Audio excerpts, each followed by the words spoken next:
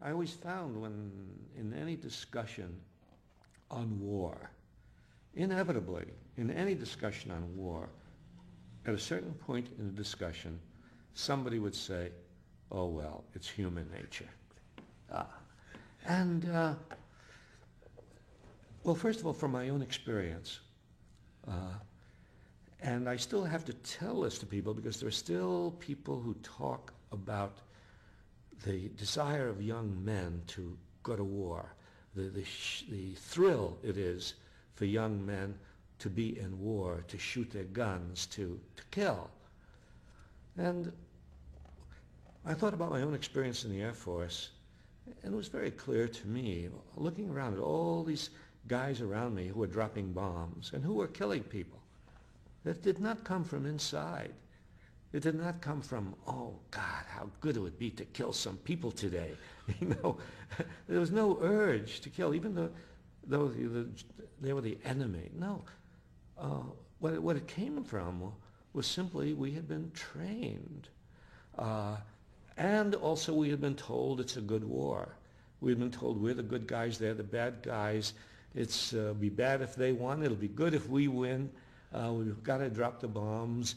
And so we'll do it, and we'll do it as well as we can. But there was no spontaneous urge to kill.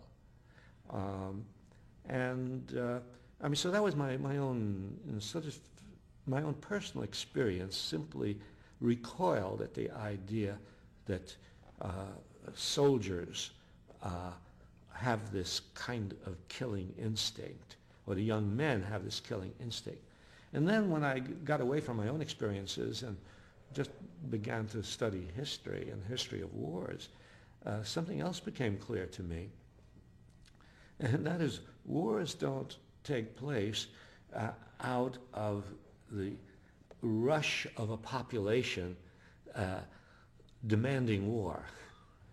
It isn't the population that demands war, it's the leaders who demand war and who prepare the population for war. I mean, it's World War I. I mean, you didn't have the American people clamoring for the United States to go to war.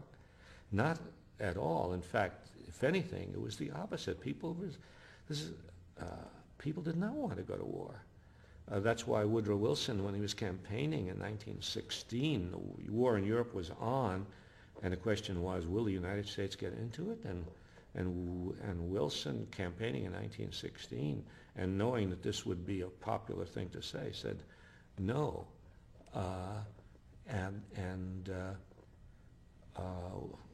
We are not going to go to war. Then he's elected, and then almost immediately he calls upon the nation to go to war. But the nation doesn't respond immediately. If there was a spontaneous urge to kill, why would we need a draft? We would just take advantage of the natural desire of people to kill and give them an opportunity. But no, you have to draft people.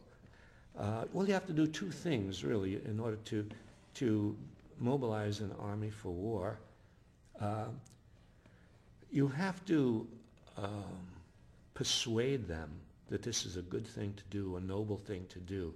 And you have to work very hard to persuade them, because after all, they're going to risk their lives. And so in World War I, a massive propaganda campaign was mounted by the Wilson administration.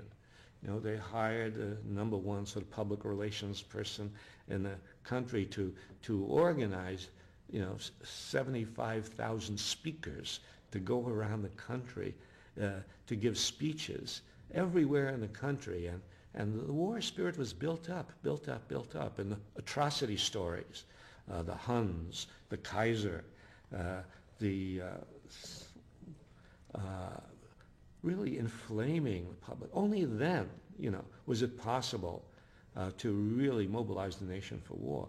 So you have, on the one hand, you have the propaganda campaign, and then on the other hand, you have the coercion, the draft, and the punishments. If you're neither seduced by the propaganda nor compelled to go by the draft, and if you resist, you will go to jail. So it takes, in other words, powerful inducements and threats to mobilize the young population of a nation for war. And if you had a spontaneous urge for war, you wouldn't have to do that.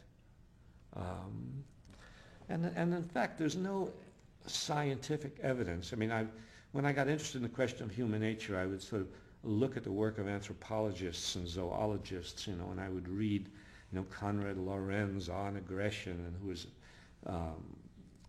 you know, a zoologist, and I would read the work of anthropologists who had studied different groups of people, primitive tribes, as we call them, and it was clear to me from looking at the works of anthropologists, there were some tribes that were fierce and some tribes that were peaceful. It clearly wasn't a universal quality. It depended on the conditions under which they lived. And this guy, Colin Turnbull, wrote books about the forest people and the mountain people. And the forest people, the pygmies in the forest, lived under the kind of conditions which made them violent. The people in the mountains were living under different kinds of conditions, and they were peaceful. So, you know, I just didn't see any scientific evidence. And even when, you know, somebody would, you know, refer me to the work of a scientist like E.O. Wilson, you know, Edward Wilson at Harvard, who wrote a book about sociobiology, and then he wrote a book on human nature. And you say, well, look, here's a very smart scientist, and he believes in the instinct for aggression. And so I read his book, E.O. Wilson's book, and it was, when I read it, it was very clear to me that no, that's not quite true. That Wilson, even though he talks about a propensity for aggression, says the environment determines whether any kind of propensity that you have is acted out. And also the word aggression is a very ambiguous term because you can take out your aggressions in many ways. You don't have to take it out by killing people. And all subject to environmental circumstances. So to me, what was clear was that there was a very, very important political consequence of this belief in human nature as the basis for war and violence. Because the consequence of believing that wars come as a result of human nature is to place the blame for wars on individual people, on the citizenry, and to take away the blame from the leaders of the nation who are driving the country into war. Which is probably why they use the term human nature. That's right. That's right. So it then became very important for me to knock down, argue against that idea whenever I could. Because it's an idea so deeply ingrained in people, because it's of course, has this insidious effect of turning their attention away from the policymakers towards themselves. It's like telling the poor that you're poor because of your own faults and not because you live in a society in which the wealth is distributed very